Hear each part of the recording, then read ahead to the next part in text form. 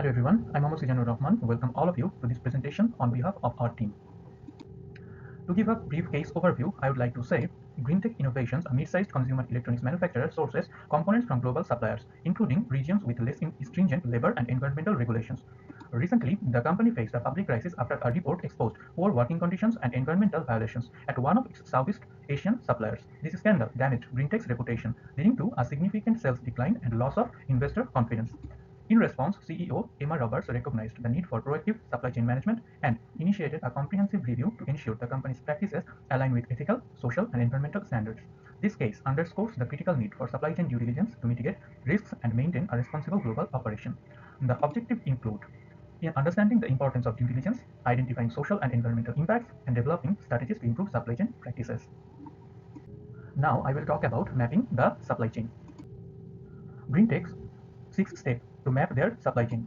They identified suppliers, mapped direct and indirect suppliers via surveys and audits, analyzed geographies, assessed supplier regions for labor, prioritized risk, ranked risk like forced labor and deforestation, leveraged technology, used blockchain for transparency, and committed to updates, kept supply chain maps evolving for emerging risks.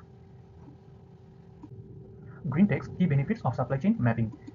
The first one is mitigating operational risks, address unethical labor and environmental harm, build resilience, use AI and real-time tools for disruption management, enhance transparency, build trust with consumers, ensure compliance, meet standards like ISO 14001, support strategic decisions, consolidate suppliers, diversify sourcing, optimize costs, cut efficiencies without compromising ethics, align with goals, contribute to SDGs like responsible production and climate action.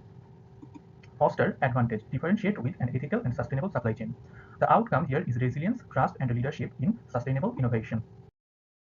Now, I will talk about conducting due diligence. Green-Tech's due diligence process focuses on 4 key components. First, supplier audits. We inspect wages, safety, labor compliance, and environmental practices through inspections, interviews, and document reviews. Next, stakeholder engagement. Local communities share socioeconomic insights, NGOs highlight risk, and experts provide best practice benchmarks. Third one is risk assessment tools. We use AI to predict regulatory risk, while blockchain ensures traceability and ethical sourcing.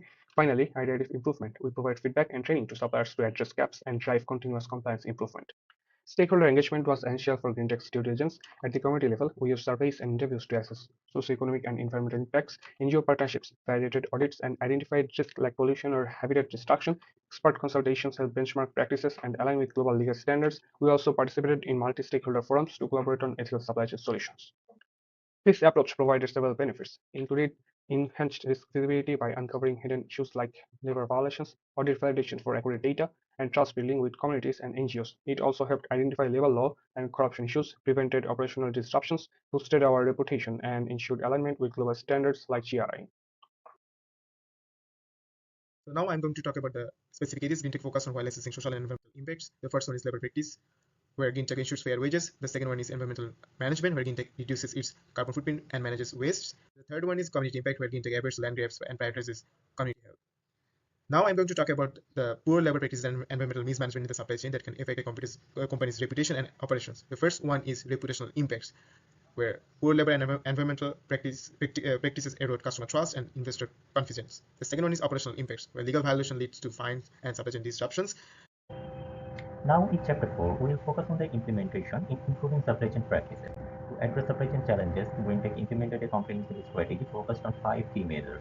Firstly, GreenTech introduced a supply code of conduct setting clear standards for labor practices, environmental sustainability, and ethical business conduct. Secondly, it provided a tailored training program including ISO 14001 compliance, equipping suppliers with the tools to meet expectations and address local challenges effectively.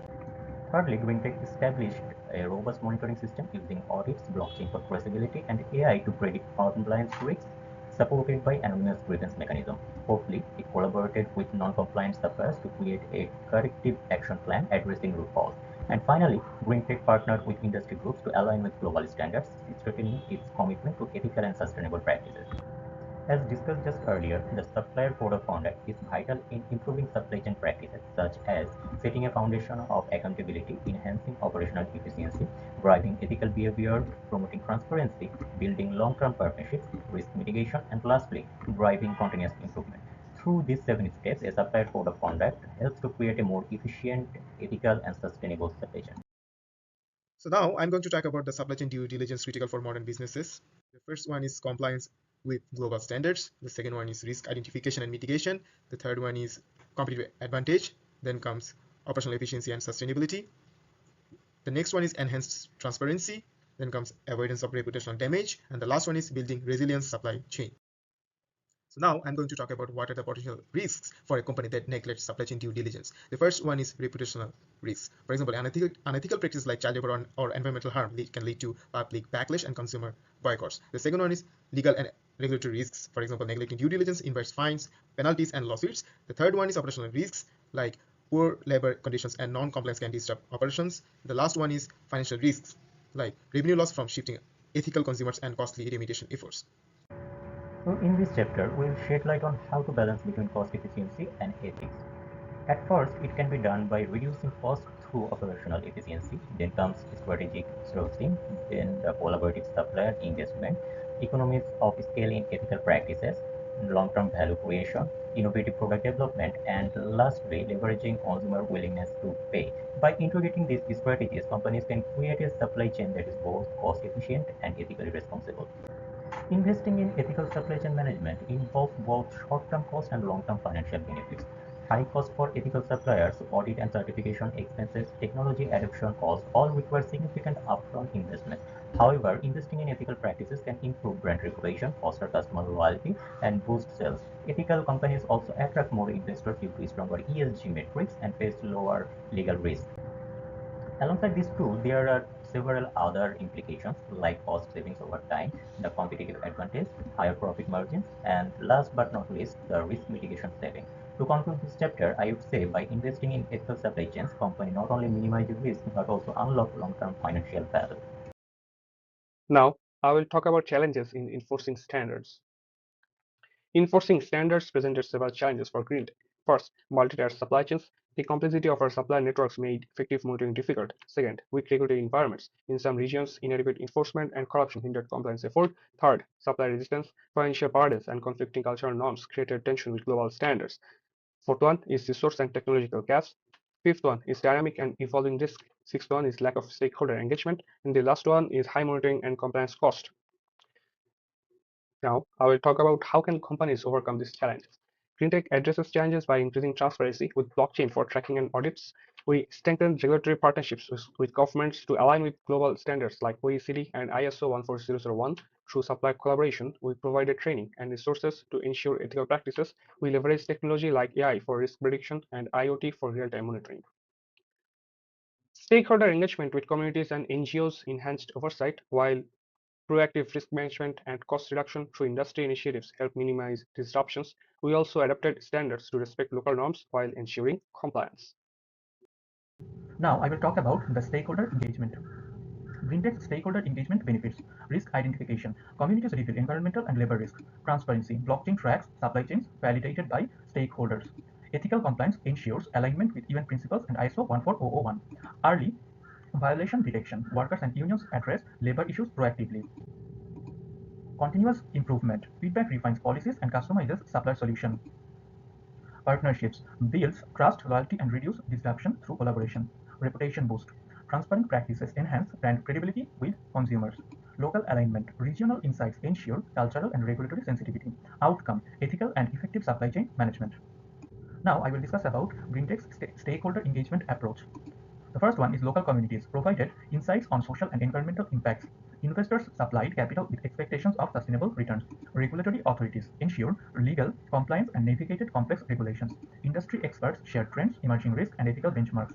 Suppliers adopted the supplier code of conduct and addressed compliance challenges. Labor unions advocated for workers' rights and reported unusual practice. Outcome: transparency, compliance, and resilience in supply chain management. In today's world, several companies have faced significant issues due to lack of supply chain due diligence. In the 90s, Nike faced public backlash over child labor, forced overtime, and unsafe working conditions in its Asian factories. The outcome was severe reputational damage and consumer boycotts. Nestle faced accusations of forced labor in its seafood supply chain in Thailand. The legal consequences included actions under the Trafficking Victim Protection Reauthorization Act. Apple's supply chain was linked to conflict minerals sourced from war-prone regions in Africa, fueling armed conflicts. Apple addressed the situation by implementing a supplier responsibility program. Now we'll talk about some real-world applications. The lessons learned from green tech innovations can be applied to a variety of industries to improve supply chain practices. such as for labor-intensive industries.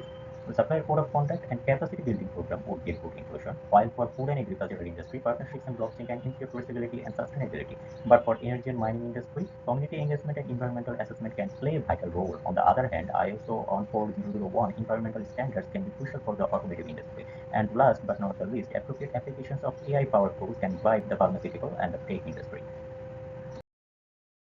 The long-term benefits.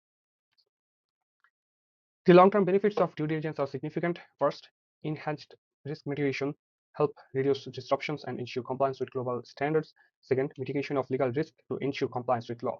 Third, due diligence strengthens reputation as ethical supply chains attract consumers and investors, building trust and loyalty. These benefits contribute to a more resilient, profitable, and responsible business in the long run. The next one is increased market access, then innovation and future readiness, then improved supply relationship, and the last one is cost efficiency through improvements. Due diligence offers competitive advantages by enabling market differentiation with ethical supply chains, enhanced resilience to disruptions, supporting premium pricing for sustainable products, and boosting investor confidence from ESG-focused investors. These factors strengthen a company's market position. So now I'm going to talk about why is regular monitoring and continuous improvement is important in maintaining an ethical supply. So the first one is ensures consistent compliance, where regular audits ensure adherence to global standards. The second one is identifies emerging risks. The third one is enhances stakeholder trust, where builds transparency and accountability. Then comes supports continuous learning and adaptation. So the next one is mitigates reputational and legal risks. Then comes strengthens supplier relationships. Then the next one is drives innovation and operational efficiency, and then comes aligns with global sustainability goals. For example, ensures contributions to SDGs like responsible consumption and climate action. So now I'm going to talk about the tools or methods can companies use to ensure ongoing compliance and improvement in the supply chains. So the first one is advanced digital tools, for example, blockchain, AI predicts, and IoT sensors, which can monitor real-time environmental matrices. Then comes the audit mechanisms, and the next one is supply training and capacity building, where a tailored training educates suppliers on global standards. Then the next one is real-time data dashboard, where centralized system track audits. The next one is frameworks with frameworks and standards, for example, OECD guidance. The next one is stakeholder engagement, and the last one is corrective action programs, where collaborate on actionable plans and supplier development to address non-compliance.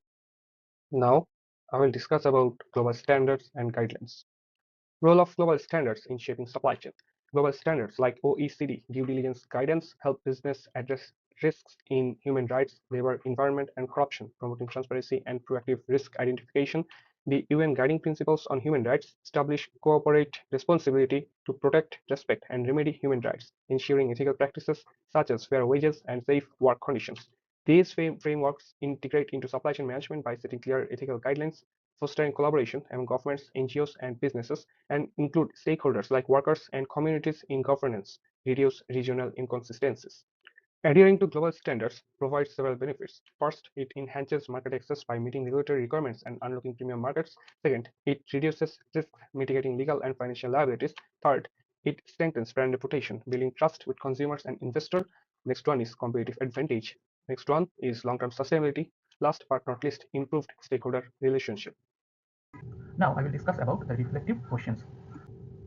For the example, I can mention the Apple Foxconn labor scandal exposed unethical practices in the early 2010s, with Foxconn workers in China enduring excessive working hours, unsafe working conditions, worker exploitation, and mental health crises. This led to widespread criticism of Apple's supply chain oversight, tarnishing its reputation as a global leader. Apple's supply chain issues and perception impact. Ethical credibility eroded. Failure to enforce ethical labor practices tarnished its image. Neglect of workers' welfare. Indifference toward supplier conditions undetermined. Values in question. A gap between branding and actions sparked skepticism. Now I will answer why ethical supply chains matter to me as a consumer. Corporate values. I trust companies that prioritize fair labor and sustainability. Consumer responsibility. My choices push for better labor laws and environmental practices.